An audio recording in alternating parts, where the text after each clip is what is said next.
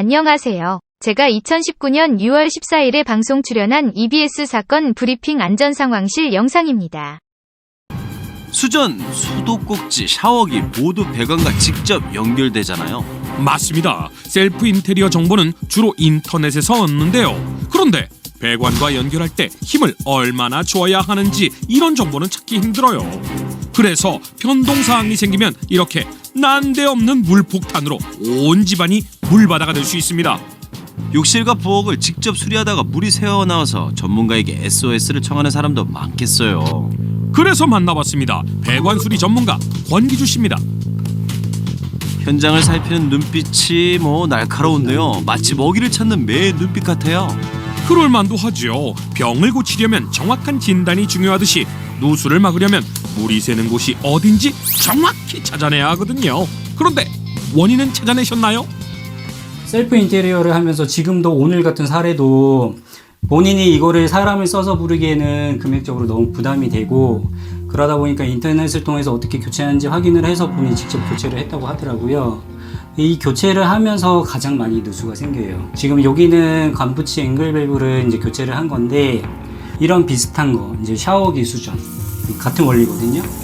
이렇게 수전 교체를 하면서 테프론 테이프 감는 거를 제대로 인지를 못하고 교체를 해서 누수가 생겨서 이제 저희한테 의뢰를 해주는 경우가 가장 많이 있고, 그 다음 두 번째로 가장 많이 생기는 게 이런 식으로 이제 못을 박거나 드릴로 구멍을 뚫어서 배관을 찍는 경우가 많이 있어요. 그 다음 세 번째가 이제 실리콘 작업. 실리콘 작업을 할 때 특히 욕조 같은 경우에는 욕조 실리콘을 다 제거를 하고 그 다음에 셀프로 바르는 경우가 있어요.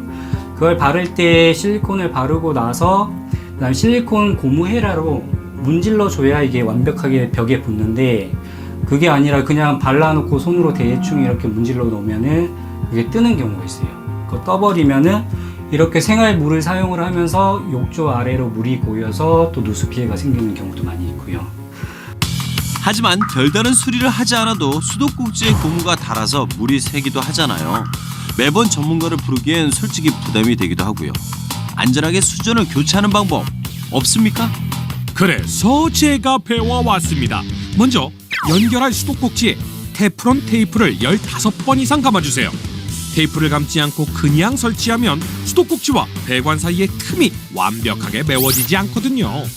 이 정도면 정말 물 셀 틈이 없겠네요. 그럼 최대한 힘을 줘서 꽉 끼우기만 하면 되겠네요. 그러면 수도관이 비틀려서 터질 수 있습니다. 70% 정도의 힘만 주면 되겠습니다. 그렇구나. 또 주의해야 할 게 있나요? 아파트 같은 경우에는 도면이 있어요.